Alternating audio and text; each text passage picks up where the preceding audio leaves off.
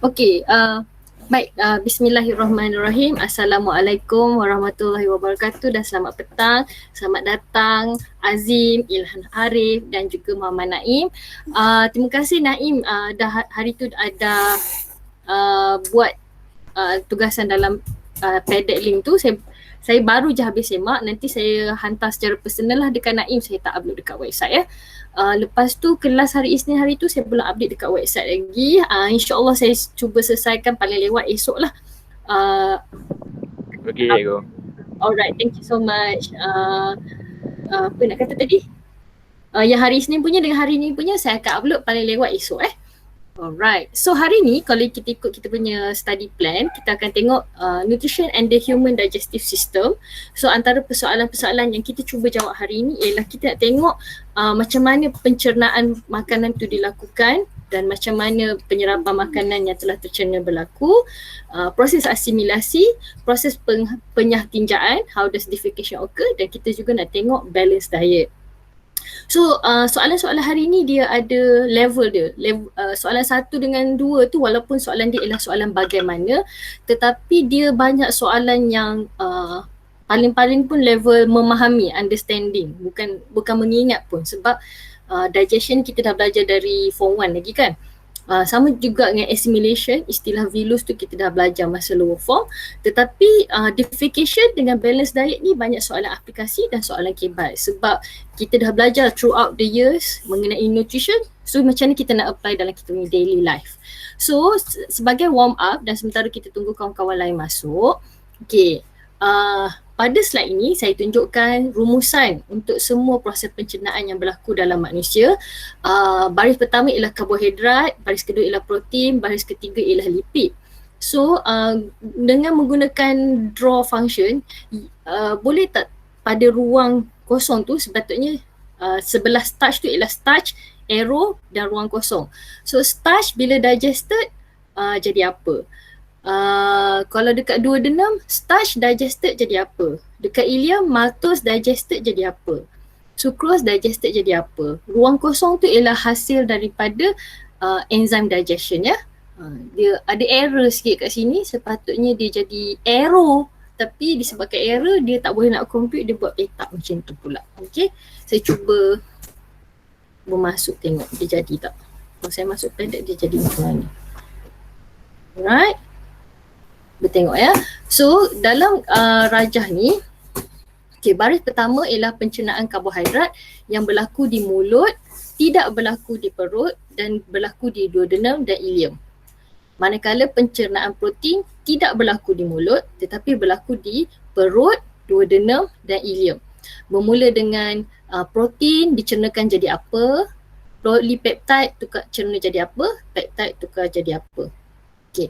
Kemudian di bawah sekali ialah pencernaan lipid, digestion of lipid that only occurs in duodenum and ileum. So dekat ileum, what is the final product of lipid digestion? Ini warming up saja. Sementara kita nak tunggu ada beberapa kawan-kawan kita yang belum masuk lagi ya.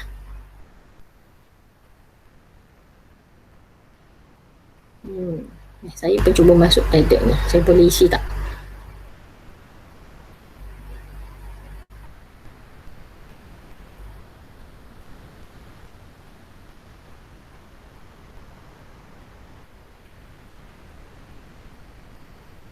Okay.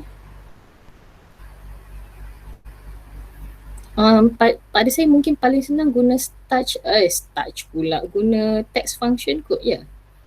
Text function okey sikit. Lepas tu melintang tak boleh, tak nampak. Okey, saya guna text function. Saya cuba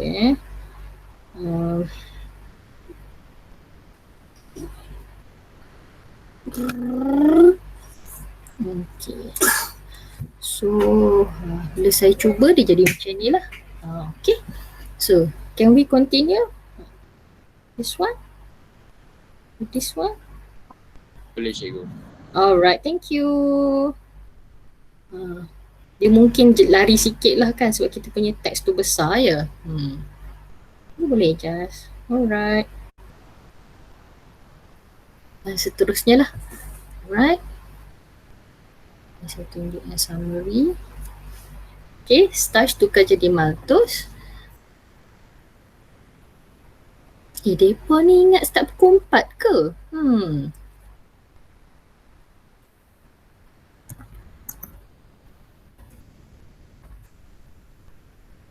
Okey. Panjang umur. Siapa tu? Okey. Panjang umur. Saya baru nak tanya. Apa tag hari ni saya letak dekat chat Okay.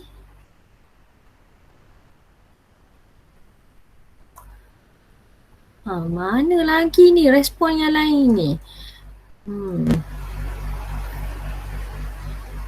Maltose bila digested jadi apa? Dia ada 2 produk kat situ kan?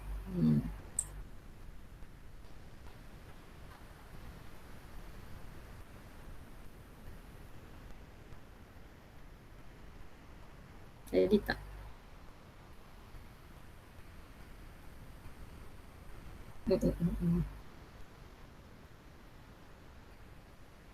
Jadi.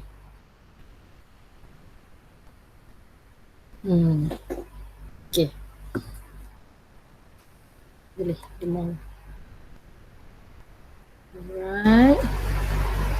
Saya refresh.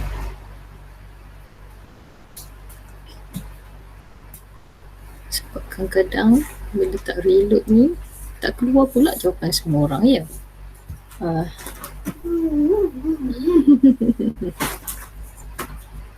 Okay. Jangan tunjuk dari ni.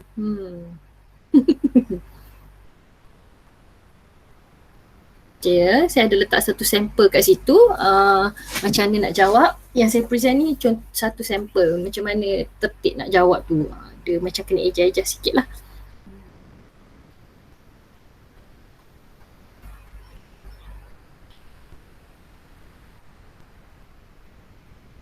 Okay.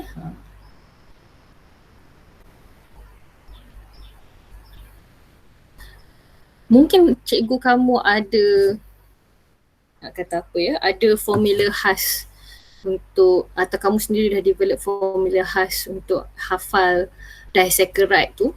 Maltose, sucrose dengan lactose tu kan disaccharide kan. So mungkin kamu ada formula sendiri macam mana nak hafal.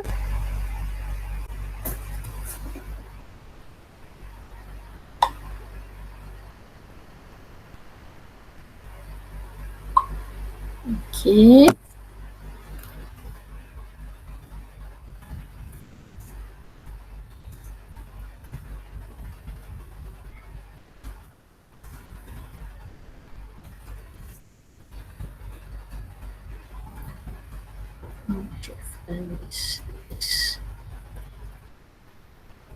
Lagi untuk stomach, duodenal, ileum untuk protein, untuk lipid, lipid sekali je kan. Dekat duodenum tu ialah physical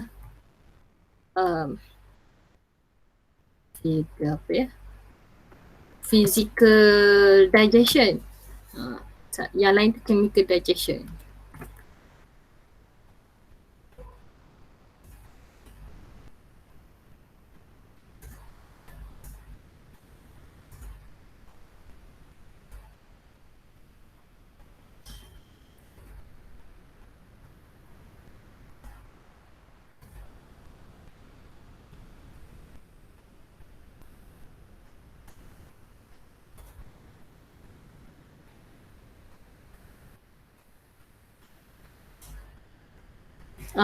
Okay, so bagi tahu produk saja sebab kita dah tahu kalau enzim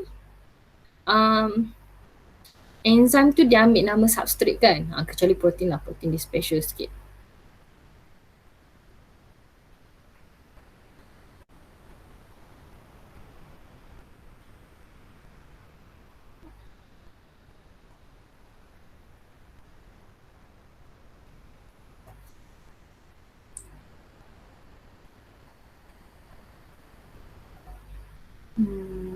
Masuk. Saya nak tulis kat sini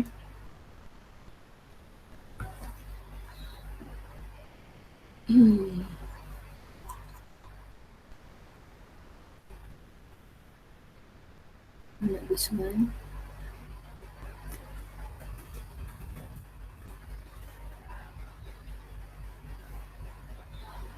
Alright.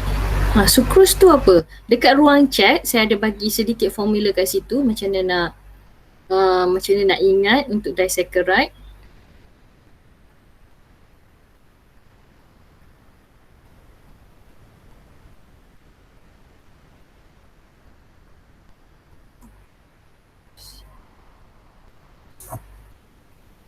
Okay. Saya boleh buat teks kat sini.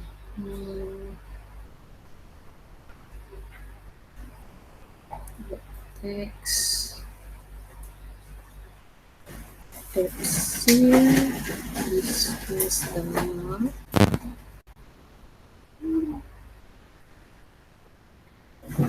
Okay.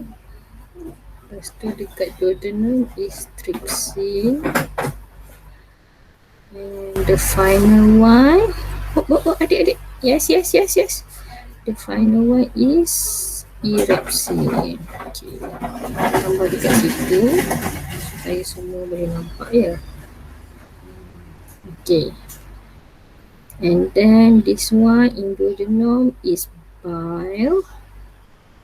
And then in ileum the enzyme is lipase. Right. Keluar tak kat ni?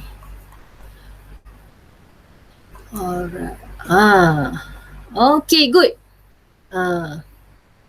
Okay, good. Okay, last kali lactose tak ada ya. Okay. So, kita tengok, saya present kat sini summary jawapan semua orang. Okay, pada tulisan merah tu, saya lampirkan dekat situ nama enzim atau chemical substance yang terlibat ya. So kita tengok dekat carbohydrate, starch digested to become maltose, the enzyme is amylase. Dekat duodenum pun sama, starch digested to maltose, and then in ileum, sampai dekat ileum semua disaccharide is digested by their respective enzyme. Maltose digested by maltase to become glucose and glucose. Good. Okay, tulisan biru ni. Sucrose digested by sucrase to become glucose and fructose. Cuma kalau kamu nak tulis ni dalam bahasa Melayu, glukosa dengan fruktosa lah. Sekejap, ada orang tintong. Sekejap ya, tintong. Okay, selamat datang Emil. Kita nak, kita punya PDEC, link dia saya letak dekat chat ya. Dan saya juga tadi telah lampirkan cara-cara nak ingat nama disaccharide dan monosaccharide yang membinanya. Okay, tadi saya berhenti dekat sucrose kan. Sucrose digested by sucrase, menghasilkan glucose dengan fructose, dan last kali lactose digested by lactase to form glucose and galactose. Okay, untuk protein, untuk protein dekat mulut tak ada digestion berlaku, tapi pencernaan protein bermula dalam perut. So dalam perut, enzim pepsin digest protein to become polypeptide. Sebenarnya dekat petak sebelah tu dia dah bagi clue kan sebenarnya. Protein digested to become polypeptide. Sampai ke duodenum, polypeptide akan digested by trypsin to become dipeptide. And then sampai ke ileum, semua peptide ni akan digested by erepsin untuk menjadi asid amino. Okay, so dekat karbohidrat tadi dah ada glukosa, fruktosa, galaktosa. Dekat protein pula, last kali final product dia ialah amino acid. Okay, untuk lipid dia special sikit. Dekat duodenum dia tak ada perubahan dari segi sifat kimia, tapi dia berlaku perubahan fizikal di mana globul lipid yang bersaiz besar itu dipotong menjadi saiz-saiz kecil oleh bile. So proses ini nama dia ialah emulsification atau emulsifikasi. Nanti saya tunjuk dia punya video. Kemudian sampai di ileum, enzim lipase akan digest lipid menghasilkan 3 fatty acid dan 1 glycerol. Nombor tu penting ya. 3 asid lemak, satu gliserol. So bila kita menulis hasil pencernaan lipid kena specify nombor tu ya.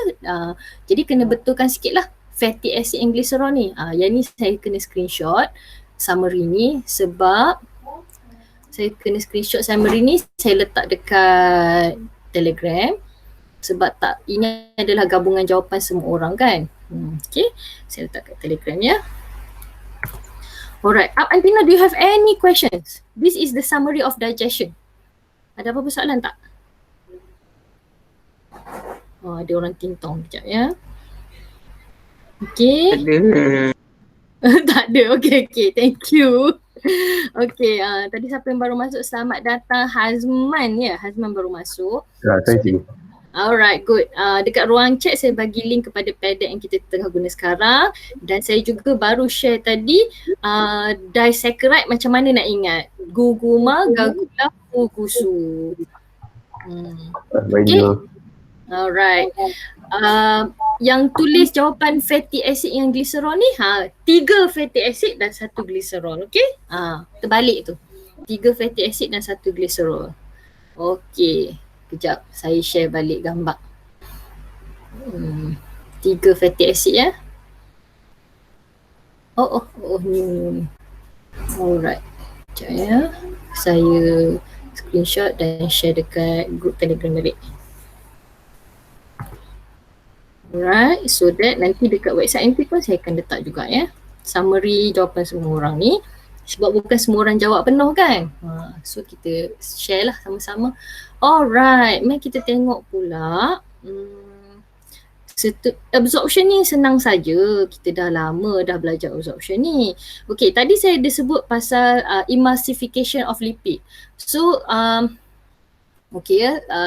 dalam GIF image ni, yang warna biru ni ialah garam hempedu. So garam hempedu ni lebih kurang sifat dia macam fosfolipid. Kepala yang biru tu adalah hidrofilik dan ekornya hidrofobik. So ekor bile atau garam hempedu yang hidrofobik ni dia akan mengikat pada globul-globul lipid. Okay, ketulan-ketulan lemak. So bila bile salt atau garam hempedu ni melekat pada ketulan lemak tu akan pecah. Jadi ketulan-ketulan yang lebih kecil. So sebab itulah proses yang berlaku ke atas lipid di duodenum, dia bukan chemical digestion, still physical digestion sebab dari segi kimianya masih lagi lipid, bukan fatty acid and glycerol. Tapi masih lagi lipid berbentuk kecil. Alright. So ini adalah gambar ni nak tunjuk apa? Lipid emulsification. Okay, so bila dah tahu digestion, kita tahu produk akhir dia ialah semua monosakarida seperti glukos, fruktos, galactose dan asid amino untuk protein dan 3 asid lemak dan 1 gliserol untuk lipid. Semua ni nak pergi mana? So semua substance yang ini, yang monomer ni akan berlaku proses penyerapan. So sebelum tu lupa pula. It is possible to have digestion dalam kita punya perut sebab kita punya perut ada special modification pada dinding perut tersebut. So dinding perut kita ada banyak glands yang kita panggil sebagai gastric gland. So gambar yang saya tunjuk sini ialah cross section satu gastric gland. So can you label setiap satu tu dari atas tu sel-sel jenis apa? Gastric gland ni adalah sejenis tisu dan kita tahu tisu adalah terdiri daripada beberapa jenis sel kan? Sel-sel bergabung membentuk tisu. So untuk tisu gastric gland ni atau tisu kelenjar gastrik ni, apakah sel-sel yang membenanya? Dari atas. Itu sel apa? Yang kedua warna purple tu sel apa? Yang warna dark brown tu sel apa? Kenapa ni? Okay.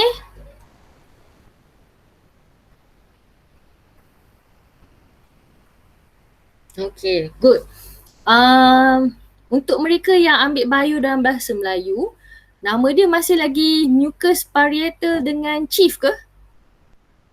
Ke ada nama lain? ketua sel ke, Nama chief lain. sel tu ke? Apa dia? Lain Boleh tak cikgu. tolong lain. Tolong tulis kat situ supaya kita tahu bahasa Melayu term dia apa, bahasa Inggeris term dia apa.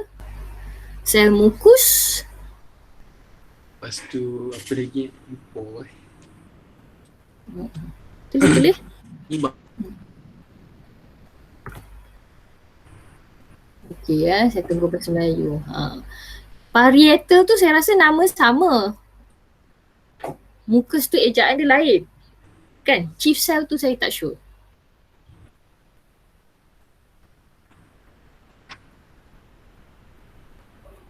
Sel mukus, sel parietal.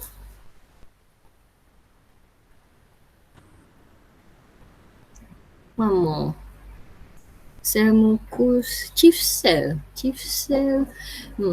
Tak sure lah nama chief cell.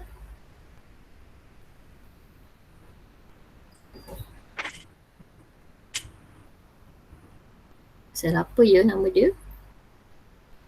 I have to check also. Lupa, saya selalu lupa nak check.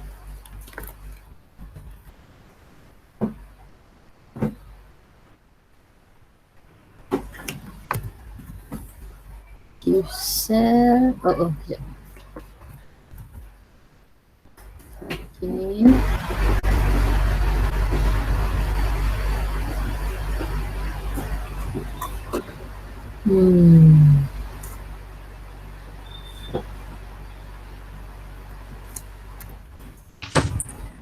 Apa dia? Memang parietal sel bukan sel kita dengan sel utama. Sel utama. Okey. Sel utama. Kejap. Sebab saya ada. Betul lah sel utama. Betul. Alright, saya screenshot yang bahasa Melayu punya nama Sel utama, sel parietal, sel utama. Good, thank you so much. Saya pun belajar benda baru hari ni. Okay, saya screenshot dulu. Good, thank you so much. Okay. Ada gambar. Thank you Azim. Alright. So, okay, ini biasa saja. Sekarang ni kita nak apply. Okay, kita nak apply. So, kita apply. Okay, Ahmad baru saja makan steak. So, explain how Ahmad's stomach work to digest his dinner. So, terangkan bagaimana perut Ahmad bekerja, apa yang perut Ahmad ada untuk mencernakan makanan. So, saya bagi guide kat situ. Nama tu basically untuk name apakah main nutrient untuk dalam steak. Karakteristik Protein. Okay. Main nutrient dalam dia adalah protein. Good. Okay, lepas tu karakteristik of stomach. Dia ada sel apa? Kejap budak ni. Sinilah nak tu. There's no internet. Don't show tu. Sorry. Adik pergi dekat sofa. Okay, so karakteristik tu ialah sel-sel apa yang ada dekat stomach yang bantu digestion of protein.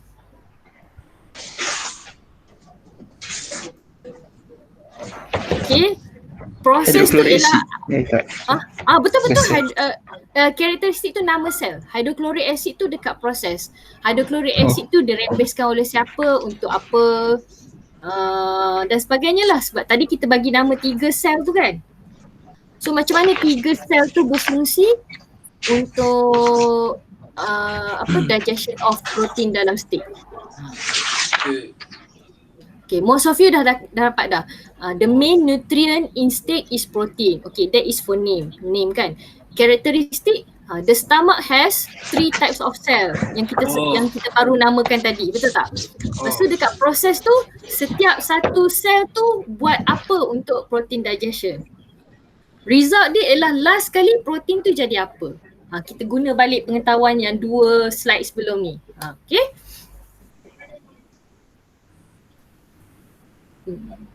Jadi kalau steak macam ni korang makan tak? Dalam tu macam merah lagi. Makan Makan juga Saya kalau merah lagi tak makan lah. Macam ni korang makan je. Yelah kan boys memang memerlukan nutrien yang macam ni. Daging-daging ni memang sesuai untuk korang membina badan. Sel karakteristik sel-sel tadi. Namakanlah. Karakteristik stomach has 3 types of cell ataupun gastric gland has 3 types of cell. Kelenjar gastrik mempunyai sel parietal, sel utama dan sel mucus. Dekat proses baru cerita. Sel parietal merembeskan apa? Sel mucus merembeskan apa? Dengan dia punya function dia lah. And sel apa tadi? Sel utama rembeskan apa? Betul? Sel mucus merembeskan mucus? Gastric gland. Boleh? Itu dekat karakteristik. Gastric glands contains chief cell, parietal cell. Yes. Dekat name tu kita cakap, kita mention dulu lah apa tu nutrien apa yang ada dekat steak tu. Itu cadangan saya lah. Ada juga student dia ada juga, sebab saya tengok daripada jawapan yang kamu bagi ni, ada juga dalam kalangan kamu awal tadi dia punya pemikiran ialah nama tu ialah nama struktur yang terlibat. So dia kata name tu ialah gastric gland, karakteristik ada 3 jenis sel. Saya setuju juga pemikiran macam tu. Saya setuju juga. Saya kenyang dia baru makan nasi makan steak. Okay. So saya setuju. Tadi ada seorang dia tulis name tu ialah gastric gland. Setuju, saya setuju. Cara pemikiran begitu pun setuju. Sebab dia nak kata the stomach contains gastric gland. That is the name. Characteristic contains 3 types of cell. Lepas tu proses dia apa? Result dia apa? Saya setuju. No problem. Saya pun dalam pemikiran saya ialah namakan nutrien utama dulu. So tak ada masalah. So for example this one. Okay, saya tunjukkan satu contoh jawapan yang saya rasa dia dah habis submit lah, tak ada type-type dah. Okay, jawapan yang ni dia kata mengandungi protein. So nanti bila jawab dalam bentuk ini adalah soalan respon. Nama jenis soalan ni soalan respon terhad. Maksudnya kita jawab dalam jawapan pendek-pendek dalam bentuk ayat. So kena jawab dalam bentuk ayat lah. So mulakan dengan steak contains protein atau the main nutrient for steak is protein. The stomach has gastric glands. Okay. And then dekat proses tu hydrochloric acid saja ke? The gastric glands secrete what? Ada 3 benda kan dia secrete. Lepas tu result tu saya setuju.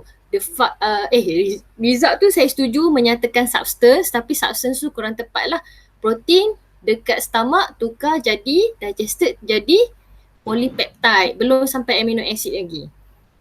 Okay. Jawapan yang saya tengah pamer ni tolong betulkannya. Result dia ialah amino acid. Dekat proses tu kena bagi tahu 3 substance tu. Ataupun kalau sebab markah dia 4, mungkin kamu nak cerita enzim dia saja ke? Pun boleh juga. Okay. Ini adalah contoh. Sekejap ya. Okay. Ini pula adalah contoh jawapan untuk versi bahasa Melayu. Okay. Ini yang saya kata ada student pemikiran dia ialah dia nak cakap nama kelenjar yang terlibat. Good. Saya terima. Okay, kelenjar gaster mempunyai sel utama, sel mucus dan sel parietal. Good. Okay, sel utama merembeskan pepsinogen, sel parietal merembeskan asid hidroklorik, sel mucus merembeskan mucus. So dekat proses ni cerita dia tak habis lagi. Mungkin kamu kena cerita pula proses apa yang berlaku dekat sini. Sel utama merembeskan bila dah cerita 3 step ni, kena cerita pepsinogen bertukar atau bertukar menjadi pepsin dengan kehadiran asid hidroklorik dan mula mencernakan protein menjadi polypeptide. So result tu ialah polypeptide ya. Ada orang tintong sekejap ya.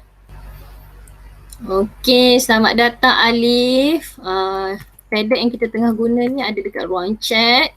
Dan saya juga bagi formula dekat situ macam mana nak hafal disaccharida. Okay ya. So untuk jawapan yang saya tengah pamer ni, kena tambah sikit pepsinogen tu buat apa terhadap protein. Tambah satu ayat lagi, pepsinogen buat apa terhadap protein dan dia punya result dia ialah polypeptida. Okay. So saya rasa berbeza sikit dengan sukatan lower form. Seingat saya dekat sukatan lower form dia hanya sebut pepsin kan. Tapi dekat kita punya level asalnya pepsinogen. Bila ada kehadiran asid hidroklorik baru activated jadi pepsin. Dan pepsin tu yang digest protein jadi polypeptide. So kita punya level tambah lagi satu step. Okay, kena tambahlah, kita dah level O level, jawapan pun macam kena orang yang dah belajar O level lah kan. Okay. Okay, ada lagi tak? Ada lagi jawapan lain? Kita tengok. Okay. Okay, untuk jawapan ni pula, okay, dia approach dia lain sikit. Dia kata main nutrient in steak is protein. Nutrien utama dalam steak ialah protein. Kelenjar gastrik atau sel utama, sel parietal dengan sel mucus terlibat dalam pencernaan protein. Tak ada masalah, boleh. Proses dia ialah macam mana nak cerita? Pepsinogen asid hidroklorik dengan mucus tu buat apa?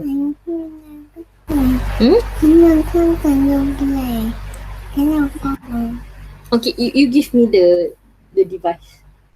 Where is the device? Yeah, where is the device? Okay, so pepsinogen, so proses untuk hijau ni kena buat dalam bentuk ayat dan saya setuju dia punya result dia ialah polypeptida. Okay, untuk mereka yang masih lagi sedang berfikir cara nak jawab, okay, ini untuk versi bahasa Melayu saya pamerkan kat sini. Nutrien utama dalam steak ialah protein. Perut mempunyai 3 sel iaitu sel utama, sel parietal dengan sel mucus. Sekejap ya. Siapa yang rembes pepsinogen? Sel apa? Utama. Okay, good. Dekat proses tu kita boleh fokus kepada fungsi sel utama. Sel utama merembeskan pepsinogen. Pepsinogen bertukar jadi pepsin dengan kehadiran asid hidroklorik. Pepsin mencernakan protein menjadi polypeptida. Apa peranan mucus kat situ?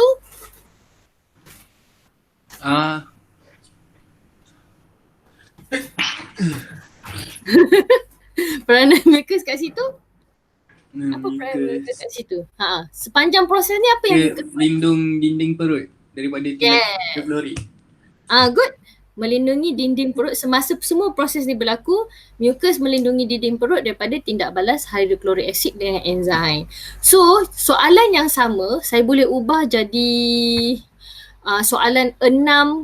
Ini soalan 4 markah. So, soalan 4 markah kita boleh cerita pasal peranan pepsinogen saja. Tetapi kalau saya boleh ubah soalan yang sama, tukar jadi soalan 6 hingga 7 markah sebab kita kena detail lagi. Pepsinogen tukar jadi apa, asid hidroklorik buat apa, mucus buat apa. Contohnya dekat asid hidroklorik, selain daripada menyediakan pH yang sesuai untuk tindak balas pepsin, asid hidroklorik juga merupakan pertahanan badan yang pertama yang membunuh sebarang mikroorganisma yang mungkin ada pada steak tersebut. Okay, soalan yang sama saya boleh tambah lagi jadi 6 hingga 7 markah, tapi proses nak tulis dia masih lagi sama. Okay, kejap saya browse kod ada jawapan lain. Okay, tak ada, tak apa. Alright, kita pergi yang seterusnya. So, ada satu snack yang agak popular iaitu snack honey lemon. Potongan lemon tu direndam dalam madu, lepas tu nanti snack tu berair lah. Lemon tu jadi boleh makan direct lah. Okay. So soalan dia ialah terangkan kesan pemakanan buah lemon dari honey lemon ni terhadap pencernaan kanji.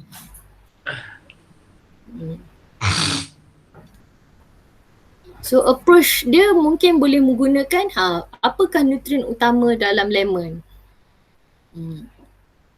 Pencernaan kanji memerlukan apa? Apa proses yang tidak boleh berlaku disebabkan oleh pemakanan lemon? Ni soalan bentuk negatif. Tidak. Apa yang tidak berlaku, apa yang tidak berlaku, apa yang kurang berlaku. Oh, tu sesama saja ya, tak bergejala demam ke apa, tak ada Tak ada. bahaya. Sensitif sikit bila ada demam atau sesama ya. Oh, kita punya kehadiran full ya. Alhamdulillah. Okay. So, kalau kita makan lemon, apakah nutrien utama dalam lemon? Lemon, oren, limau. Citrus. Vitamin C. Vitamin C. Vitamin C boleh, asid ascorbic pun boleh. Okay. Citrus So, itu citrus is a type of fruit, kan? Bukan type of acid. Tapi karakteristik dia berasid. Okay. Karakteristik dia berasid. Boleh? Okay. So lemon contains a lot of ascorbic acid atau vitamin C. So karakteristik dia ialah bila banyak vitamin C atau asid ascorbic, karakteristik dia ialah Acidic, masam. acidic. Yes, acidic. Atau pH rendah, kan, low pH level. Menyebabkan low pH level in the duodenum lah. So boleh atau tidak berlaku cepat atau lambat, atau apakah kesan dia terhadap pencernaan kanji dalam duodenum? Apa kaitan pH dengan pencernaan kanji tu? Kisahnya.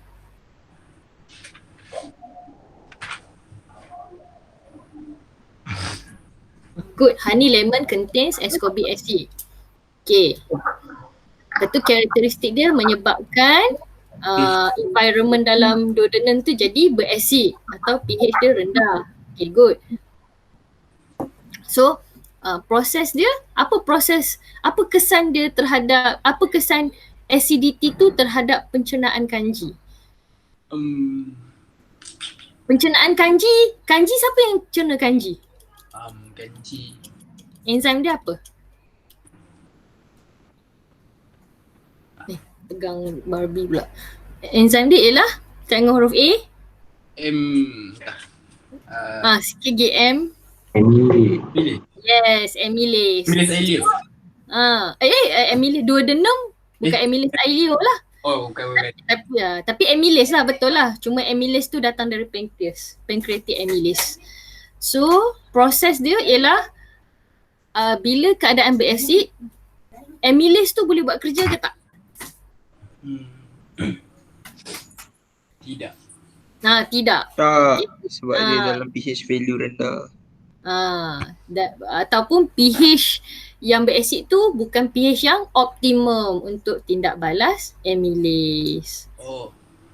So kalau pH tu bukan optimum untuk tindak balas amylase, kesan dia, what is the result? What is the effect on the digestion of starch? Digestion of starch tu kadar dia macam mana? Rendah. Dia kurang. Kurang atau rendah. Okay, tulis. Tulis.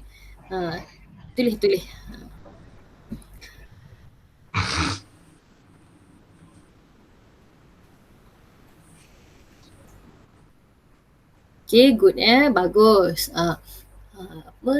Snack lemon madu kaya dengan asid ascorbic. Ini akan menyebabkan duodenum dalam keadaan berasid atau pH dalam duodenum menjadi rendah. Kesan dia, proses dia ialah amylase tidak dapat berfungsi dengan baik kerana pH bukan dalam pH yang optimum. Kesan dia, kadar pencernaan kanji berkurangan. Bagus.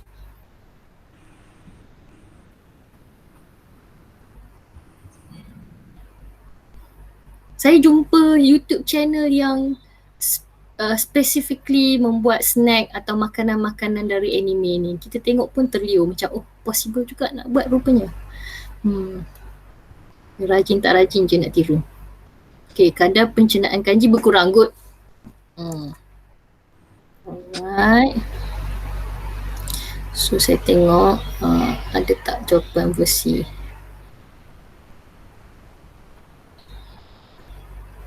Okey, ini contoh jawapan versi bahasa Melayu. Saya screenshot.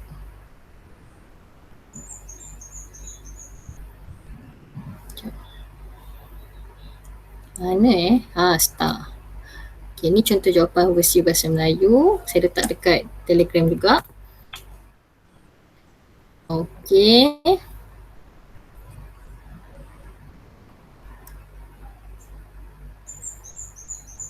Okay, belum lagi jawapan versi bahasa Inggeris, belum lagi. Alif, what is your idea? Hazman, what is your idea?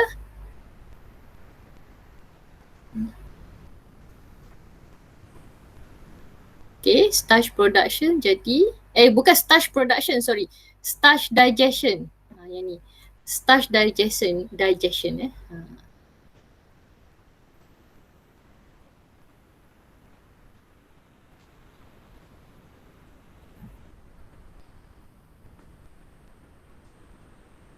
Okay. So dalam kelas kita kamu memang tulis short form kan, tapi nanti bila exam jangan tulis short form tau, tulis ayat penuh ya. Semalam cikgu-cikgu baru ditaklimatkan format SPM. Cikgu-cikgu Shah Alam lah. Mungkin cikgu-cikgu sekolah kamu lagi awal lah sebab saya mengajar di Shah Alam. So semalam cikgu Shah Alam baru saja ditaklimatkan format SPM tahun depan. Yang paling bestnya ialah format kertas 3 lah, iaitu ujian amali. So whatever amali that you will do next year, buat betul-betul sebab ujian amali kena buat amali sorang-sorang. Alright, so I have a few examples. I've given you a few examples. Okay, good. Thank you so much for your responses. And then let's take a look at the next one. So after all the food are digested into monomers, iaitu asid amino untuk protein, glukos, fructose dengan galactose untuk karbohidrat dan fatty acid and glycerol untuk lipid, semua ni nak diserap masuk ke dalam badan. So struktur yang membuat penyerapan tu ialah small intestine. So based on the figure that I've given you, can you explain what are the adaptations that small intestines have to increase the surface area for absorption of nutrients? Apa ciri-ciri yang ada dekat usus kecil ni membuatkan dia boleh menyerap pada kadar yang maksimum? Lapisan permukaan yang luas. Yalah. Itu matlamat dia, lapisan permukaan yang luas. Apa yang dia ada membolehkan permukaan tu jadi luas? Microvillus. Okey, lagi?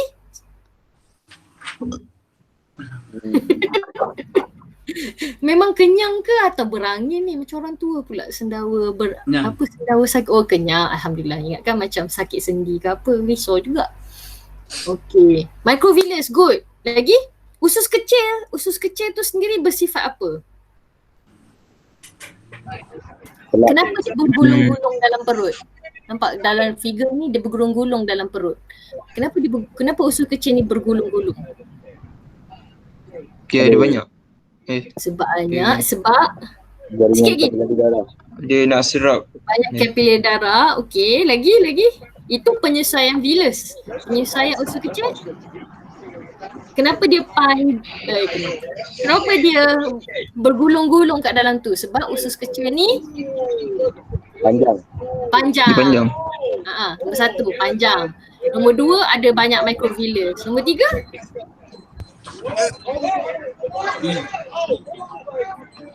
Okay. Nombor 3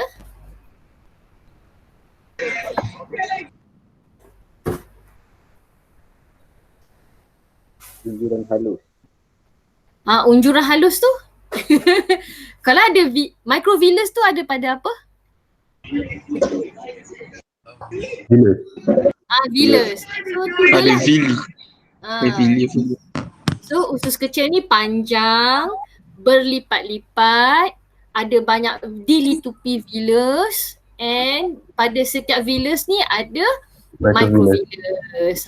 So that is 4 level. Tolong catat pada kamu punya jawapan so that nanti kamu ada nota kamu sendiri. So adaptation of small intestine is number 1. Small intestine is a long structure, number 1. Number 2, the inner environment of the small intestines are highly folded. Number 2. Number 3, the internal surface of small intestine is covered with villus. Number 4, each villus have microvillus. Microvilli lah kan. Sebab bahasa Inggeris je kena buat jadi apa? Plural form. Okay, untuk bahasa Melayu, usus kecil panjang, usus kecil berlipat-lipat dan dilitupi vilus, dan setiap vilus juga mempunyai unjuran halus microvillus. Tulis dalam kamu punya jawapan. Cuba susun. Saya nak tengok cara kamu susun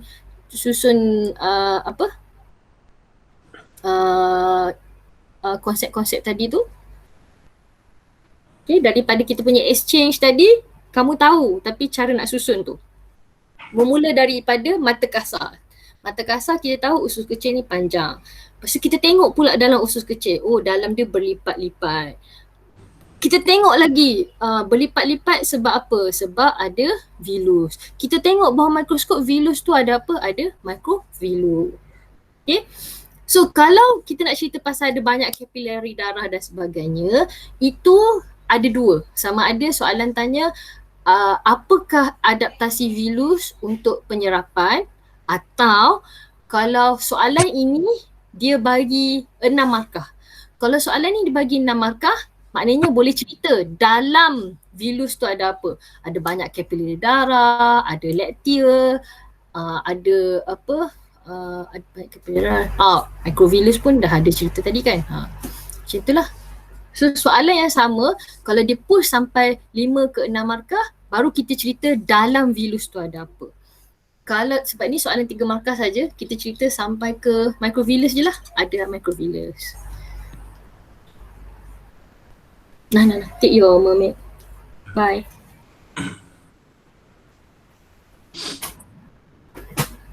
Okay.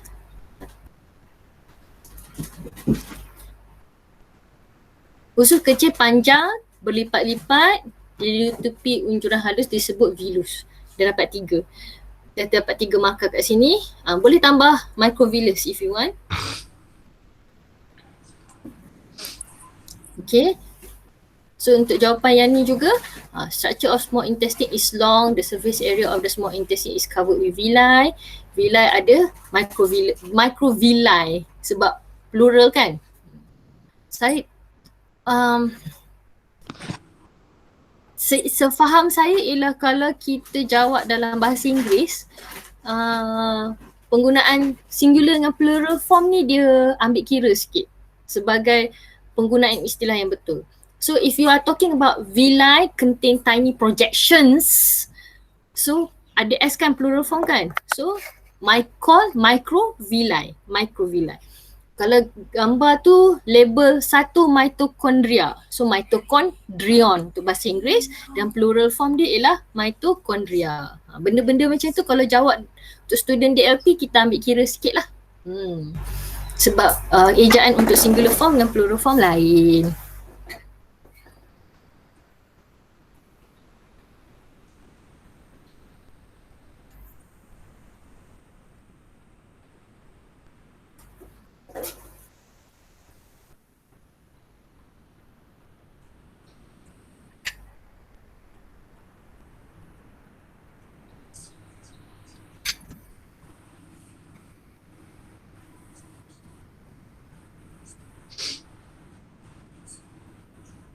Okay, saya screenshot juga untuk rujukan di masa hadapan.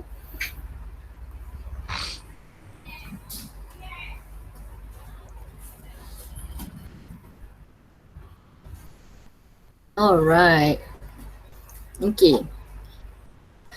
Kita pergi kepada, okay, kita dah tahu pasal absorption. Sekarang kita nak tengok assimilation pula. Okay, tak apa, teruskan menaik, tak apa. Saya bagi sedikit introduction secara lisan dulu. So absorption berlaku dalam small intestine, dalam usus kecil. Lepas tu kan tadi kita kata dalam vilus tu ada banyak salur darah kan. So semua salur darah, kapilari darah ni bergabung dan bersambung dengan akhirnya bersambung dengan vena portal hepa atau hepatic portal vein. Salur darah hepatic portal vein ni dia bawa semua absorb digested food iaitu glukos, amino acid, dengan vitamin B dengan C, apa-apa yang larut air masuk dalam salur darah, pergi ke hepatic portal vein. Hepatic portal vein masukkan darah ke dalam hati. So dekat hati ni proses hati tu basically adalah checkpoint sebelum digested material ni diedarkan ke seluruh badan. Kejap ya. Nanti kita tengok macam mana hati ni bertindak sebagai checkpoint untuk digested materials. Alright. Ada seorang lagi tengah menaik. Okay, saya tunggu, no worries. Adik, why you sit here?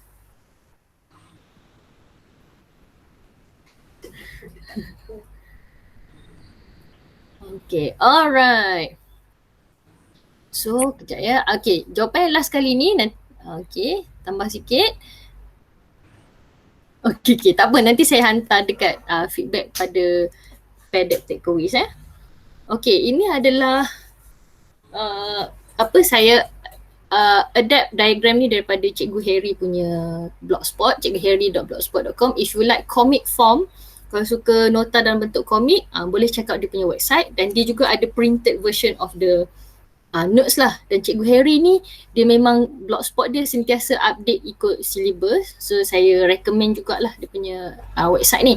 So seperti saya sebut tadi, dalam vilus ada kapilari darah, dan kapilari darah mengangkut glukos, amino acid, apa-apa yang larut air seperti vitamin B dengan C, garam dengan mineral masuk ke dalam liver. So liver dia buat 3 fungsi utama. Proses metabolisme glukos dan asid amino.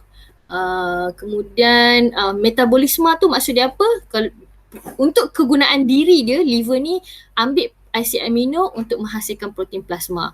Tapi dia juga buat proses lain yang berkaitan dengan asid amino yang kita akan tengok selepas ni. Liver juga buat metabolisme untuk glukos. Kalau untuk diri dia, liver ni guna glukos ni untuk buat cellular respiration lah.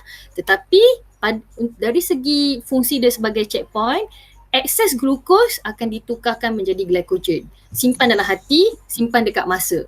Kalau dekat hati penuh, dekat liver penuh, dekat masa pun penuh, excess glukos converted jadi lipid dan simpan dalam adipose tissue. Glukos kita tak buang ikut urin, tapi asid amino berlebihan kita buang.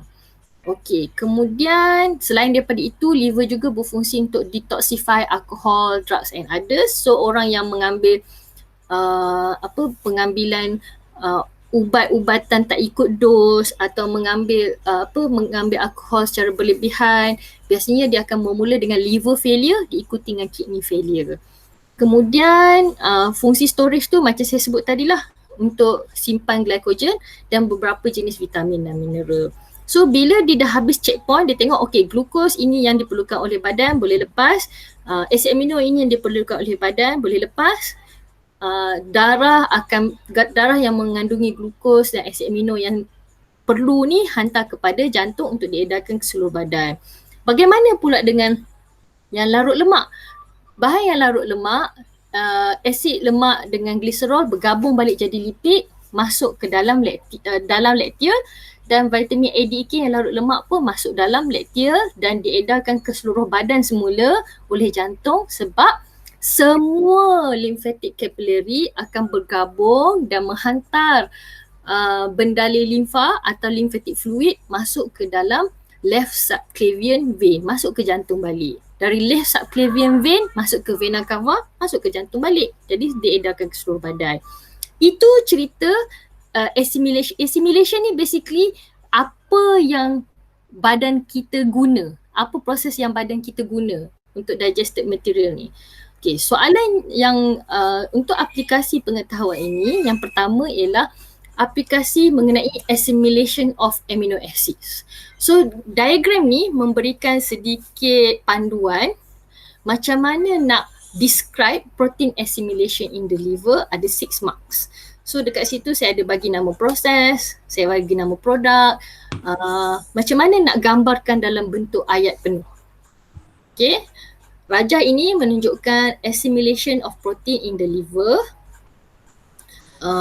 So amino acid mengalami 3 proses dalam liver. So macam mana nak cerita? Macam mana nak convert figure ni dalam bentuk ayat untuk memperihalkan, untuk menceritakan. You can choose, tak semestinya ikut turutan deamination dulu, conversion dulu, metabolism dulu ya. Mungkin kamu nak cerita metabolism dulu, silakan. Ini adalah teks ni. Teks.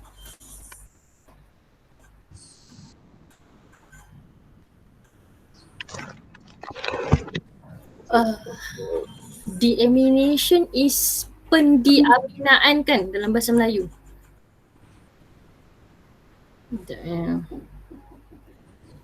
Pendiaminaan.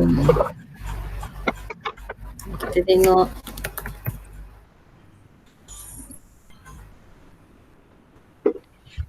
Deamination.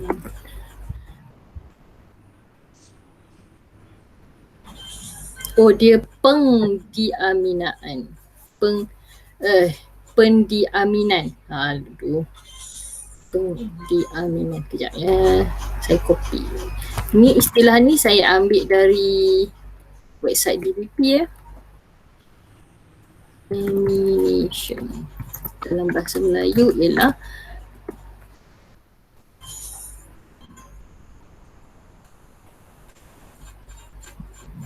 okay. So okay, ada kawan kita dia start dengan metabolism dulu. Asid amino digunakan untuk mensintesis protein plasma. Good. Dah dapat dah satu. Protein dan enzim, betul, saya setuju. Protein, enzim, hormon, semua guna protein. Guna protein, guna asid amino. Betul-betul.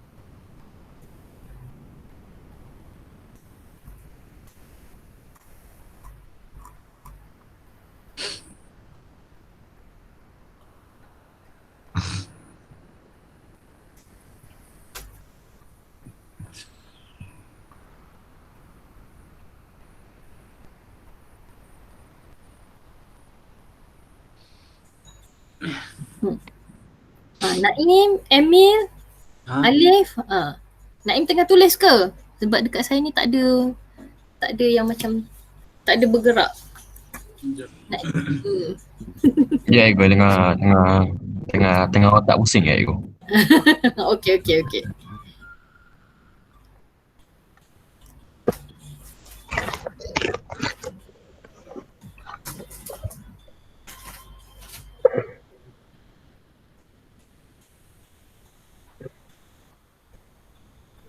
Okey, ada yang dah buat. Okey. So saya tengok kat sini ya. Okey, jawapan yang pertama ni. Okey. Asid amino digunakan bagi mensintesis protein dan enzim. Satu, dapat satu markah dia berapa tadi? 6. Ini biasanya kita letak dekat bahagian B. Okey, 6. Okay, soalan macam ni biasa kita letak kat bahagian B, soalan respons terhad. Mana kalau soalan respons terhad, jawapan mestilah dalam bentuk sentences, mungkin ada diagram sikit macam itulah. Okay, so asid amino digunakan bagi mensintesis protein enzim, 1 markah. Nombor 2, Sel hati juga menyingkirkan bahan toksik daripada darah melalui air kencing. Okey, ayat kedua, bahan toksik daripada darah melalui air kencing ni kena adjust sikit sebab detoxification tu is proses yang specifically untuk alkohol dengan drugs. Tapi dalam konteks soalan ni dia cakap pasal asimilasi asid amino. So kena fokuskan jawapan kamu pada perbincangan asid amino. Okey, untuk yang glukosa tu pada gambar rajah tu ada istilah conversion. Maknanya asid amino undergo conversion to become glucose. Dalam keadaan apa yang asid amino ditukarkan menjadi glucose? Itu ayat yang ketiga. Okay, jawapan ayat kamu untuk yang nombor 2 dengan nombor 3 tu kena tukar dalam konteks asid amino. Okay, so bahan toksik tu saya rasa mungkin kamu boleh cerita ubah kepada bahan toksik iaitu urea.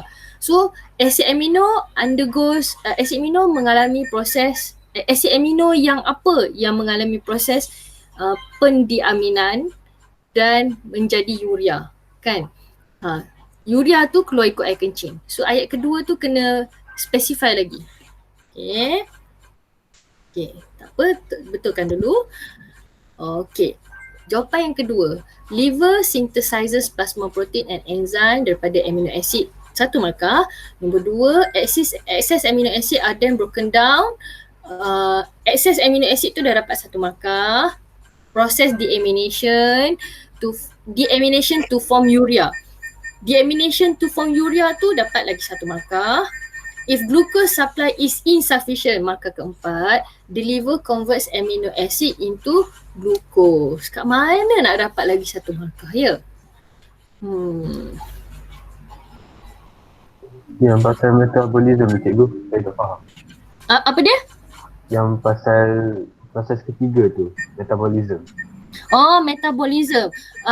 Apa yang metabolism tu ayat pertama tu dah betul dah. Ayat pertama liver synthesize plasma protein tu itu menjawab metabolism. Oh. Maknanya proses metabolisme tu adalah umum. So metabolisme ada 2 kan, anabolic dengan katabolik. Ini kita belajar kat cellular respiration. So anabolic membina, proses metabolisme membina. So ayat pertama kamu sintesis tu adalah ayat untuk anabolic metabolism. Yes. Anabolism. Okay. Kejap ya. Oh, okay.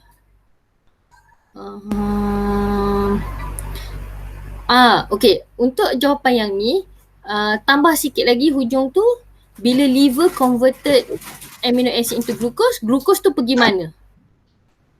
Sebab dia ada arrow lepas tu kan. Glucose tu pergi mana untuk proses apa? Bukan. Okay.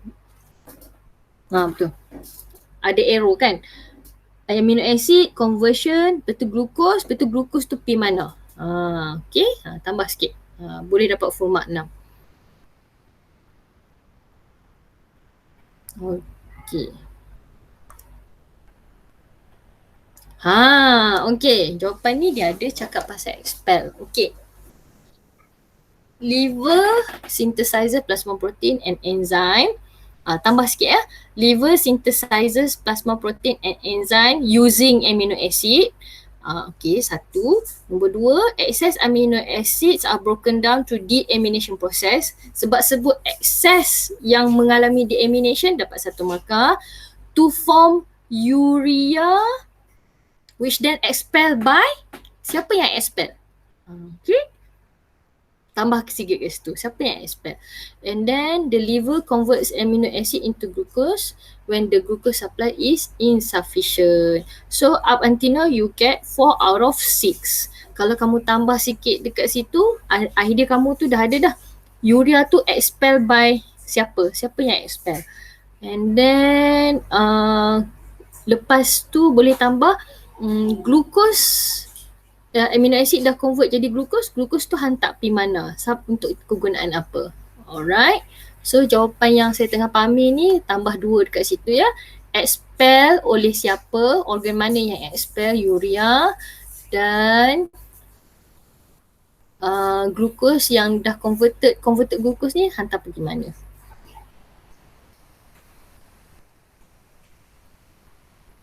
Okey. Okey, jawapan yang kedua, asid amino berlebihan tidak boleh disimpan dan diuraikan oleh hati. Good. Mulai proses pendiaminaan untuk menjadi urea dan disingkirkan oleh siapa? Siapa yang singkirkan? Apa nama organ tu? Kan? Okey.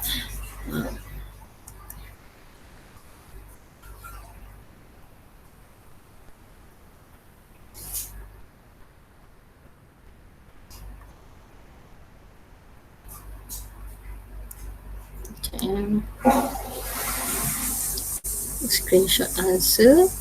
Alright.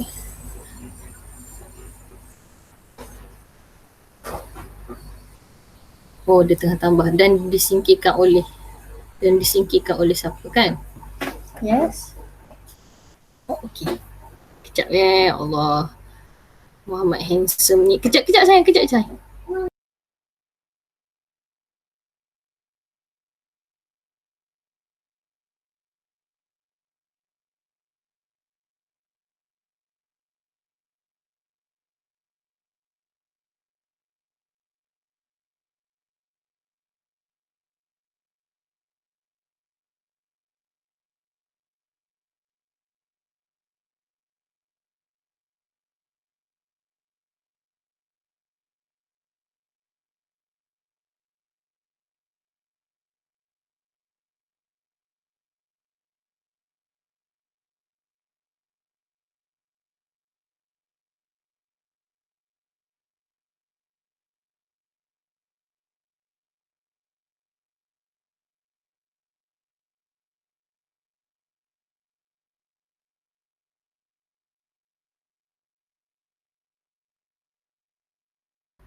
Alright, sorry. Yang si baby tu buang air pula. Okay. Good. Okay, both of these answers are good example for English and BM version. Wah. Okay.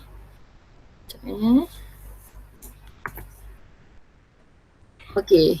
Asid amino digunakan untuk sintesis protein dan enzim. Satu, asid amino berlebihan diuraikan oleh hati. Asid amino berlebihan tu dapat markah sebab dalam rajah dia tak cakap excess, tak cakap berlebihan. Melalui proses pendiaminaan jadi urea. Markah kedua, disingkirkan oleh ginjal. Markah ketiga, bekalan glukosa tak cukup. Bekalan glukosa tak cukup tu satu, hati tukarkan asid amino menjadi glukosa. Okay, untuk dapat format boleh kata glukosa dibekalkan kepada sel untuk proses respirasi sel. Kan, dibekalkan kepada seluruh badan ke, dibekalkan kepada sel-sel badan ke untuk proses respirasi sel. Okay, yang English version saya rasa cukup good. 1, 2, 3, 4, still 5. Yang ni, untuk English version ni sama juga.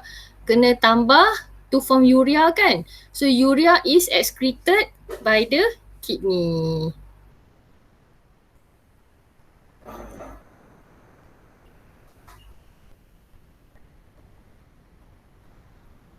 Okay, but most of you got the idea. Ini adalah cara kita mendapat markah. Cara kita mendapat markah apabila ada diagram macam ni. Maknanya kita tahu asid amino undergoes deamination. Markah dia kat mana? Dekat situ. Excess amino acid. Amino acid berlebihan yang mengalami pendiaminaan. Dapat satu markah. Sebab kita tambah perkataan excess. Nombor dua, deamination tu maknanya amino acid converted atau broken down to become urea. So convert atau broken down jadi urea, dapat markah. Sebab itu adalah line biru antara deamination dengan urea. Lepas tu urea tu pula excreted out by the kidney. So arrow merah ni antara urea dengan kidney ni kita bagi nama excretion. So itu cara kita nak cari point kat situ. Maknanya setiap kali ada arrow, setiap kali ada arrow kita bagi nama kepada proses yang ditunjukkan oleh arrow tu. Untuk bio macam itulah. Satu lagi ialah seperti yang kita jawab sebelum-sebelum ni, bila diberikan unknown macam W, X, Y dengan Z, memberi nama kepada unknown tu juga most of the time memberi markah atau memberi, nak kata apa, will set your answer in the right direction bila kita bagi nama kepada unknown. Okey, soalan aplikasi seterusnya ialah soalan aplikasi berkaitan dengan formation of feces and defecation. Ini formation of feces sajalah, saya tak masuk defecation kat sini. So dalam rajah ni saya adapt daripada Cikgu Harry punya blogspot juga. So rajah ini memberikan panduan untuk menerangkan pembentukan tinja dalam manusia. So ada istilah-istilah kat sini iaitu kolon, peristalsis, kandungan dan air. So tengok dekat step pertama ni, apa statement mengenai kolon yang kita boleh cerita dekat sini? Peristalsis ni, apa statement yang kita boleh cerita mengenai apa kaitan peristalsis dengan proses penghasilan tinja? Dari segi konten, apakah kandungan-kandungan yang terdapat dalam usus besar yang nak jadi tinja tu. Dan last kali water ni, apa yang berlaku pada water semasa proses ini, semasa formation of feces ni.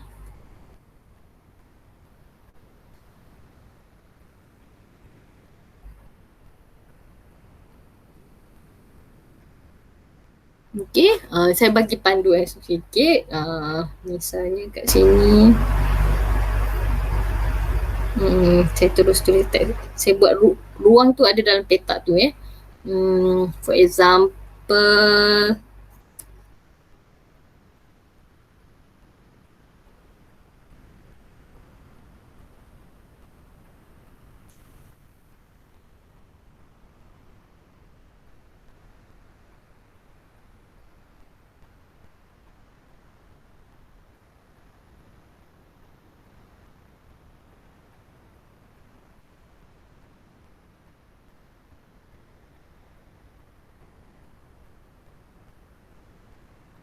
merah pula saya punya tulisannya.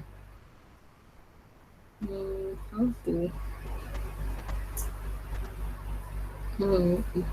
okay, struggle juga ni nak buat. Sekejap alah, dia keluar pula. Macam mana nak tarik? Sekejap saya cuba tarik satu. Okay, siapa yang masuk ke dalam kolon? Kan?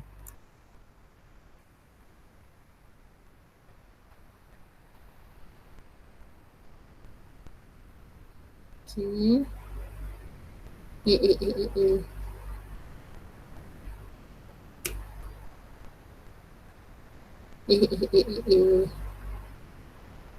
Sabar juga orang pakai telefon ya. Teks dia warna biru lah. Okay. Dan I want it to be as small as possible. So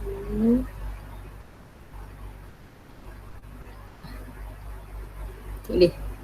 Cannot make it small, so I make it longer like this. Okay. Jadi tak? Okay. So ini example yang pertama saya bagi kat sini.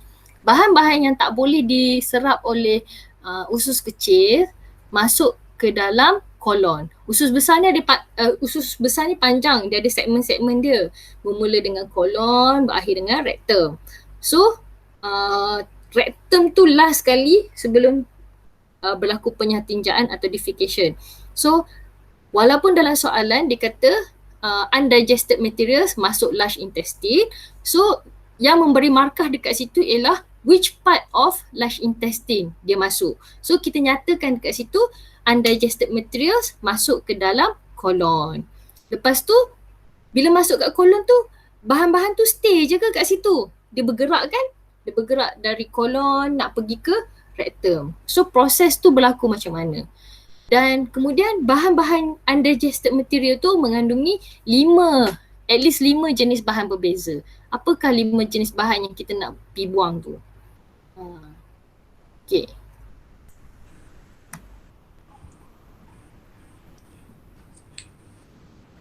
Ada soalan ke? Tak. Saya tengah present slide lain. Oh ya ke?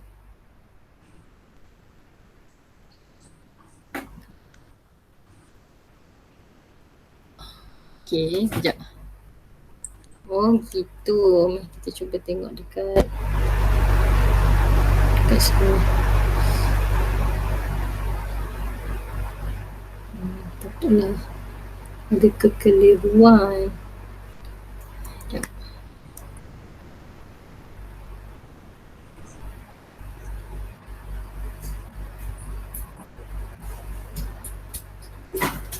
I can see.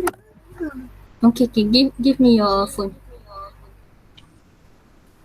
Okay.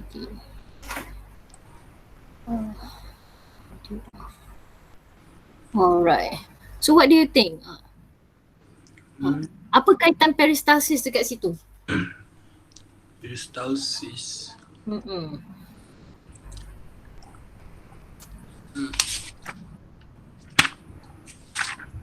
Peristalsis. Peristalsis bukan saja berlaku dekat esophagus. Kan peristalsis tu basically untuk apa? Untuk Bawa Melicingkan pergerakan tinja. okay, menggerakkan undigested materials tu, pergerakan lah. Melicingkan pergerakan tu mucus dengan fiber Okay, so boleh tulis dekat situ.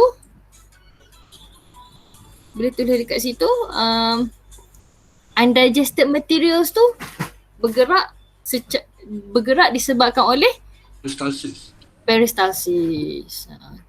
Undigested materials move along the colon atau undigested material move along the large intestine via peristalsis dengan cara peristalsis.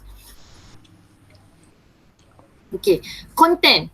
Content apa bahan-bahan yang undigested material tu yang masuk ke dalam large intestine? Apa dia?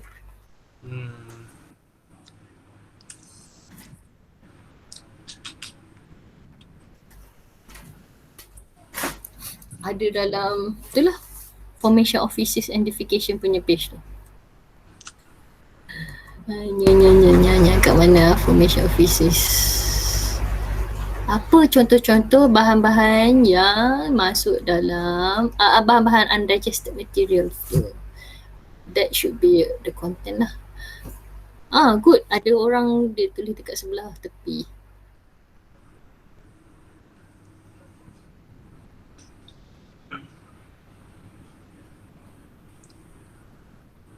Ada. Dekat dalam textbook ada. Ni pigment hempedu ke? Boleh. Pigment hempedu boleh. Biopigment. Lagi? Bakteria. Ya, dengan bahan Bakteria. Bahan toksik, good. Cukup. Boleh. Water boleh. Water pun boleh kan? Water pun sebab banyak sangat water dalam badan, so dia tak absorb lah. Okay. Ada seorang dia tulis kat sini, after water is absorbed, yang remain dekat situ ialah feces. Okay. Yang statement dekat situ adalah, nak kata apa itu adalah statement last kali. Good. Statement last kali dah ada. Okay, cukup lah. Okay, bahan buangan keluar atau bergerak dalam usus besar secara peristalsis mengandungi pigmen hempedu, bakteria, air, bahan bertoksik dan sebagainya. Dan akhir sekali apabila air diserap semula, yang tinggal ialah bahan separuh pepejal iaitu tinja. Good. Okay, last kali untuk aplikasi. Ni ada kaitan dengan kebat sikit lah. So selain daripada itu, bila kita dah tahu pasal nutrition, kita juga mengaplikasikan pengetahuan nutrition tu untuk balance diet. So antara yang ditekankan kat situ ialah balance diet mengikut saranan Kementerian Kesihatan, iaitu mengamalkan diet suku-suku separuh. Suku protein, suku karbohidrat, separuh apa? Sayur dengan buah. So, balanced diet selain daripada ikut portion, suku-suku separuh ni adalah cadangan portion atau berapa banyak nak kena ambil. Tetapi selain daripada itu, balance diet mestilah mengandungi kesemua 7 kelas makanan, karbohidrat, protein, vitamin, mineral dan sebagainya lah. So, untuk aplikasi, soalan dia ialah kita ada belajar dekat sini mengenai keperluan tenaga harian iaitu daily energy value. So, for example dekat sini soalan ni budak lelaki ni keperluan tenaga harian dia ialah 12,500 kilojoule. Ini menu dia. Setiap hari inilah menu dia. So, soalan dia ialah adakah menu ni memenuhi keperluan tenaga harian 12,500 kilojoule? Berikan sebab dia. Berikan sebab kamu punya alasan untuk kata cukup atau tidak cukup.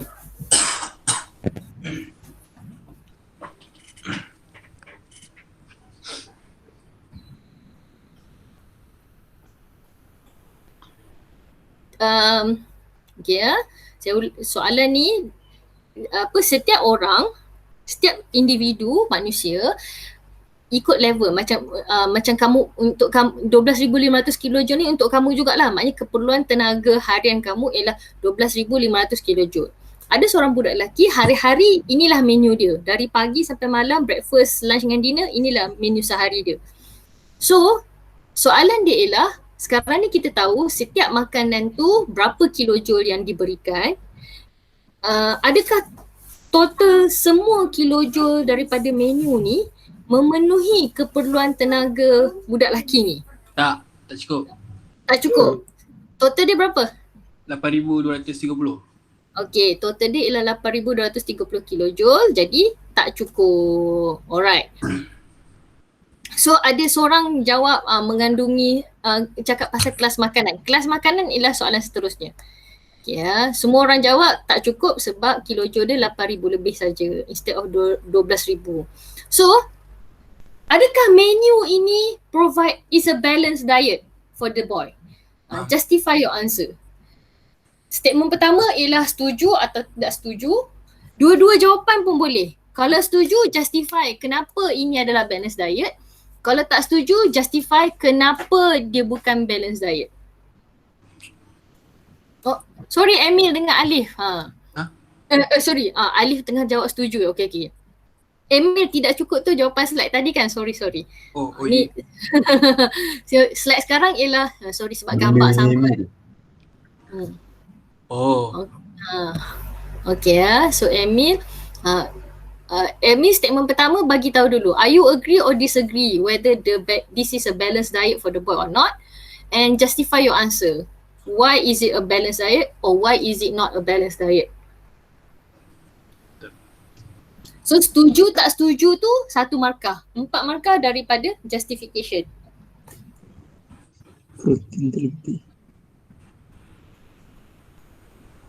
So kalau saya saja letak gambar Uncle Roger kat situ supaya kamu boleh tahulah nasi goreng tu nasi goreng jenis apa.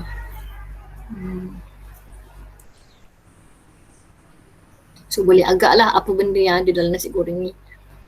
What food class? Kelas makanan apa yang ada kat situ. Dua-dua jawapan pun boleh ya. Ini adalah contoh soalan peringkat bukan kebat, tak kebat lah, ni soalan ni tak kebat, ni soalan lazim. Ini adalah soalan jenis analisis. Maknanya kita analyse maklumat, lepas tu kita memberi pendapat mengenai berdasarkan analisis kita. So 2 of you said agree, others are disagreeing. Why you agree? Kenapa dia balance diet? Apa yang dia cukup? Untuk apa? Kalau kamu rasa tidak, apa yang dia tak cukup atau apa yang dia berlebih? Okay, kalau kamu setuju, kamu kena bagi tahu balance diet ni cukup provide apa-apa untuk boy tu mengalami proses apa-apa. Untuk orang yang jawab tak setuju, kamu kena cerita dari segi apa yang dia tak cukup, apa yang diet ni tak cukup atau apa yang diet ni berlebih. Sebab kunci balance diet ialah selain daripada kelas makanan tu kena pelbagai, portion kelas makanan tu mesti betul. So adakah portion karbohidrat tu seperti disarankan atau portion karbohidrat tu tidak seperti yang disarankan? Dua-dua pun ada dia punya justification dia. Okay, for example, one of you said tidak sebab jumlah tenaga yang dibekalkan tidak mencukupi. Okay, good. Okay, ada lagi setuju pun boleh ya, tak ada masalah. Setuju pun you can justify. Kenapa setuju? Apa proses yang dialami oleh budak lelaki seperti hampa ni? Proses fisiologi apa yang hampa tengah alami sekarang? Yang menjustifikasikan diet yang semacam ini. Cuba tengok diet ni, apa kelas makanan yang diberikan? Karbohidrat. Karbohidrat, good. Protein, Air. protein, Lemak. air itu, kamu nampak air? Tu apa? Susu. Susu. Susu. Oh. Sebab ada kilojoule kan kat situ, air mestilah tak ada kilojoule dia. Air zero. So, kalau kamu pilih setuju pun diterima, tak ada masalah. Kalau kamu boleh justify. Kamu kata kat dalam ni ada protein. So, saya setuju sebab menu ni ada protein yang Banyak. mencukupi, yang banyak. Untuk boy ni, protein yang mencukupi untuk boy ni Membesar.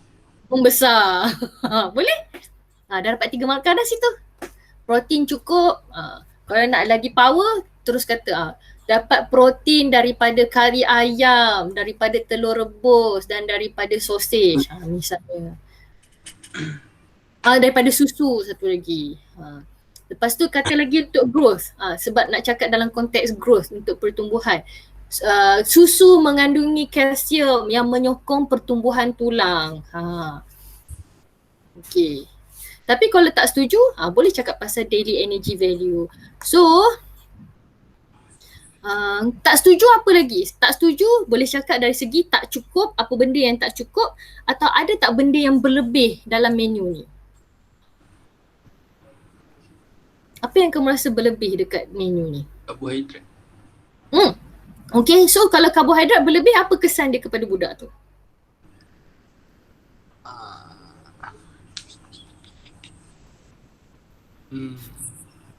Karbohidrat berlebih jadi apa? Cikgu, French fries dia kelas makanan apa? So kentang, kanji apa? Dengan minyak lebih. Minyak, okay. So kanji is karbohidrat. So itu dia goreng, so lipid lah. Lepas tu kentang dia bukan kentang goreng saja kan, dia ada letak apa lagi? Proses. Garam. Dia letak garam. So dia ada ekstra garam kat situ, ekstra karbohidrat kat situ, ada ekstra kolesterol kat situ kan. So tak jawab lagi, karbohidrat berlebihan menyebabkan apa? Diabetes.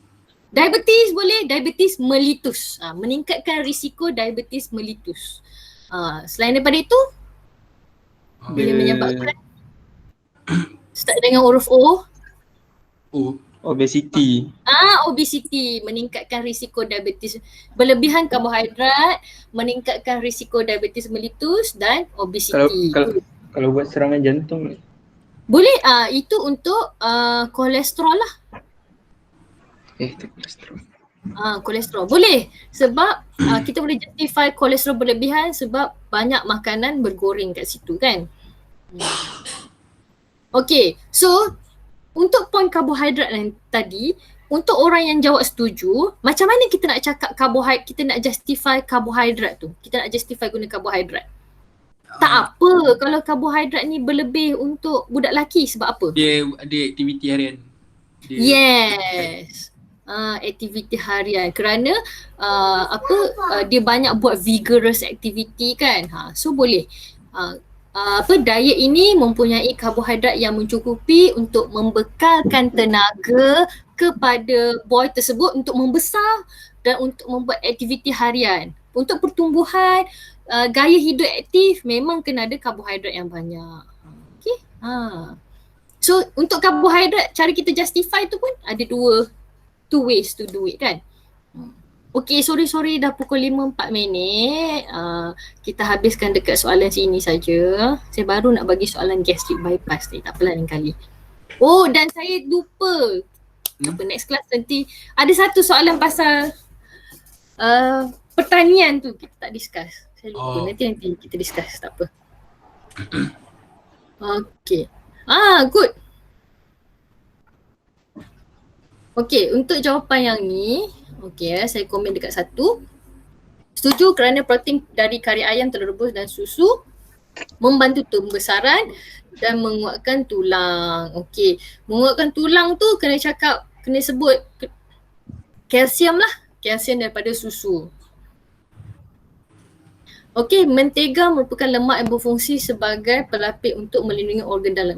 Okay, maknanya nak kata kat sini kandungan lemak daripada menu tersebut adalah mencukupi sebab lemak berfungsi sebagai pelapis untuk melindungi organ dalaman. Okey, saya setuju, tak ada masalah.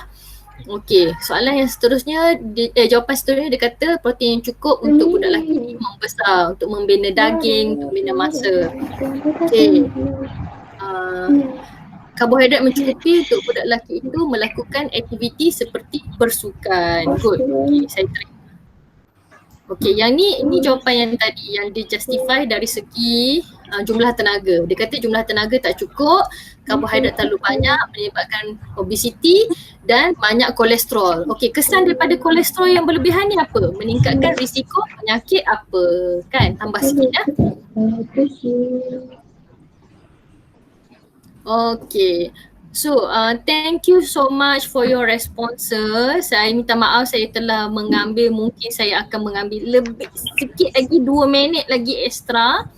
So, untuk bahagian ni. Okay. So, sementara kamu tulis refleksi aktiviti hari ni, saya buat summarize. Pada hari ini kita dah tengok balik nutrition. So untuk nutrition, kita basically untuk nutrition kena tahu enzim apa, organ mana, enzim apa, last kali digested products tu jadi apa. Untuk assimilation, kita kena tahu apakah penyesuaian atau what are the adaptations that the organs have to increase absorption. Dan assimilation is I think quite new for us sebab dekat form 4 baru kita betul-betul tengok assimilation. So assimilation dalam erti kata lain ialah liver bertugas sebagai checkpoint. So apa yang liver buat sebagai checkpoint untuk glukos dengan amino acid. Dan apa yang sel-sel badan buat untuk glukos, amino acid dengan lipid. So itu untuk assimilation. Untuk formation of feces and defecation, formation of feces yang kita buat tadi, proses dia apa, masuk ke large intestine bahagian mana. Dan untuk kebat untuk soalan ni ialah cadangkan bagaimana kita nak memastikan penyatinjaan ni, cadangkan macam mana kita nak memelihara kita punya large intestine, pengambilan sayur dan sebagainya lah. Dan last sekali ialah kita menilai kita punya diet harian. Okay. Alright. So assimilation tu I think the focus of today yang kamu mungkin kena tengok balik ialah dekat assimilation dengan formation of feces lah, sebab dua tu yang baru. Dan untuk kebat untuk soalan ni ialah menilai kita punya diet. Itu pun kita tak bincang pun pasal anoreksia dengan bulimia. Tetapi untuk penyakit anoreksia dengan bulimia ni soalan dia biasanya soalan paling tinggi pun soalan peringkat aplikasi. Kita tahu apa tabiat pemakanan dia dan kita kena explain kesan dia kepada kesihatan. So itu saja untuk hari ini. Thank you so much for all the responses that you've given here. Sorry for taking 10 minutes extra of your time. So insyaAllah esok pandai lewat saya update pada website ya. So sekian, wabillahi taufiq wal hidayah. Assalamualaikum warahmatullahi wabarakatuh. Kalau ada apa, saya akan stay lagi 5 minit kalau ada apa-apa siapa-siapa nak tanya soalan ya. Thank you. Terima kasih. Sama-sama. Terima kasih. Sama-sama.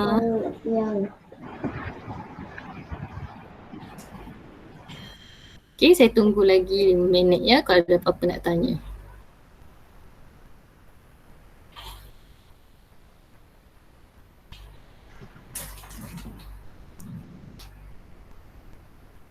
Cikgu, Ya, saya. nak tanya yang pasal asimilasi. Tak faham sangat. Okey, asimilasi dekat sini Okey. Untuk asimilasi, okey, dalam absorption kita kamu belajar dalam bahasa Melayu ke bahasa Inggeris? Saya lupa. Bahasa Melayu kan? Okey, BM. Okey, dalam memula kita belajar absorption. So dekat absorption tu kita tahu dekat villus apa-apa yang larut air macam glukos, amino acid, vitamin B and C, garam dengan mineral masuk ke dalam kapilari darah. Yang larut lemak macam fatty acid, glycerol, vitamin A, D, E, K masuk dalam lacteal. Bila masuk dalam lacteal, dia akan masuk dalam sistem limfa. So cerita dia dekat hati tak ada lah. Tetapi cerita untuk yang benda-benda yang larut air ni akan bersambung dekat asimilasi hati. So glukos, amino acid, vitamin B dengan C, garam dengan mineral ni diangkut oleh vena portal hepar. Nama salur darah ni pun bagi markah kalau kita nak ceritalah. Vena portal hepar salurkan bahan-bahan ni masuk ke dalam liver. So liver ni fungsi dia ialah sebagai checkpoint untuk semua digested materials ni. Kenapa jadi checkpoint? Dia akan check badan kita cukup tak glukos. Kalau badan kita dah cukup glukos berlebihan, so excess glukos berlebihan ditukarkan jadi glycogen, simpan dalam liver. Dalam liver dah penuh, glukos tukar jadi glycogen, simpan dalam masa. Glukos berlebih lagi, glukos tukar jadi lipid, simpan dalam adipose tissue.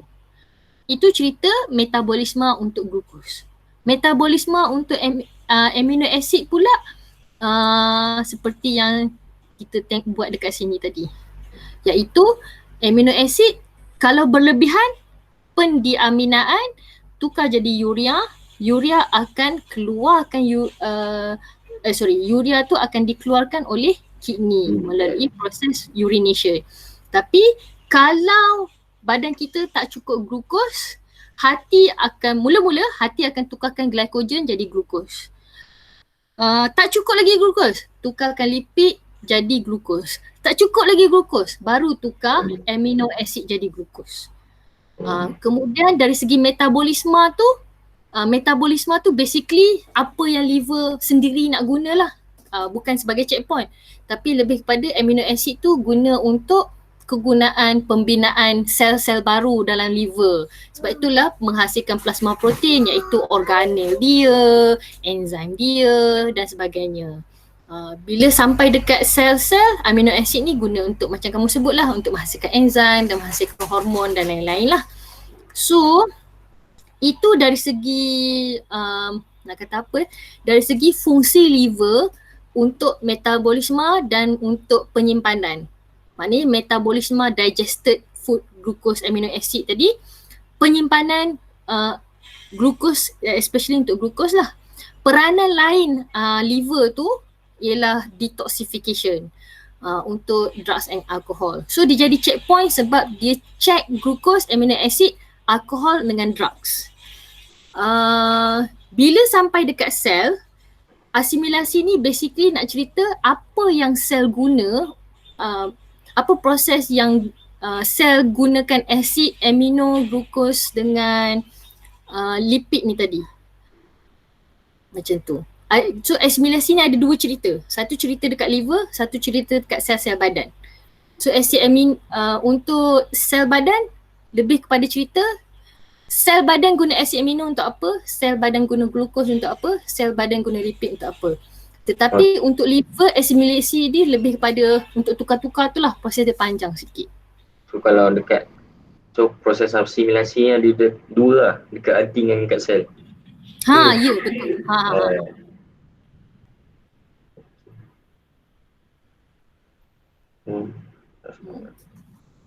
Ada lagi nak tanya apa? Yang untuk proses asimilasi kat dalam sel, lepas tu dia ada cakap apa sintesis protoplasma. Protoplasma tu dia apa? Dia macam protoplasma tu nama lain untuk protein plasma. Oh. Maknanya macam dalam cytoplasma tu level kita belajar organel saja kan. tapi dia ada structure lain macam dalam sel ni sebenarnya dia ada skeleton dia. So kita panggil cytoskeleton. So cytoskeleton tu buat daripada protein juga, tapi kita tak belajar kat sini lah. So sebab nak bagi satu term yang inklusif untuk semua organel, enzim, cytoskeleton, sebab itu dia bagi nama protoplasma atau struktur protein dalam sitoplasma. Macam itulah. Alright. Okey Kak. Okay. Okay, sama-sama. Alright. Mana?